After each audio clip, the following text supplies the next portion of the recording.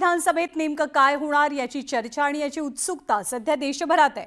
कारण आज दिल्लीचं मतदान संपलंय आणि एक्झिट पोलचे आकडे समोर आले आहेत। दिल्ली विधानसभेसाठी संध्याकाळी 5 वाजेपर्यंत 57.70% मतदान पार पडलंय।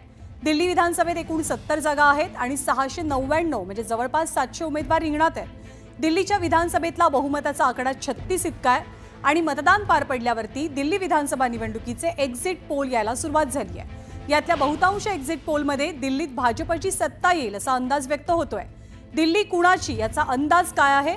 मॅट्रिक्स एक्झिट पोलनुसार आपला 32 ते 37 जागा मिळतील, भाजपला 35 ते 40 जागांचा अंदाज आहे। काँग्रेस यावेळेला आपलं खातं उघडेल, एका जागेवर विजयी होईल असा मॅट्रिक्स एक्झिट पोलचा अंदाज आहे। पुढचा एक्झिट पोल आपण पाहूया। पुढचा एक्झिट पोल आपला 25 ते 28 जागा मिळण्याचा अंदाज व्यक्त करताय। चाणक्य स्ट्रॅटेजीचा हा एक्झिट पोल आहे। भाजपला 39 ते 44 जागा मिळतील, काँग्रेस 2 जागांवरती विजयी होईल असा अंदाज चाणक्यने वर्तवलाय। त्यानंतर आणखी एका एक्झिट पोलचा अंदाज आपला 10 ते 19 जागा, तर भाजपला 50 ते 60 जागा, काँग्रेस खातेही उघडणार नाही असा अंदाज सांगतोय पीपल्स एक्झिट पोलचा।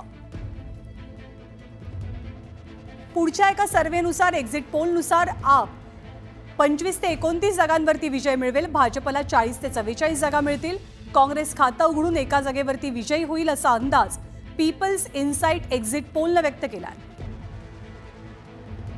पुढचा एक्झिट पोल काय सांगतोय? 22 ते 31 जागांवरती आम आदमी पक्ष विजयी होईल, भाजपला 39 ते 45 जागा मिळतील, काँग्रेस 2 जागांवरती विजयी होईल असा अंदाज व्यक्त होतोय पुढच्या एक्झिट पोलमध्ये, जो एक्झिट पोल आहे जीव्हीसीचा।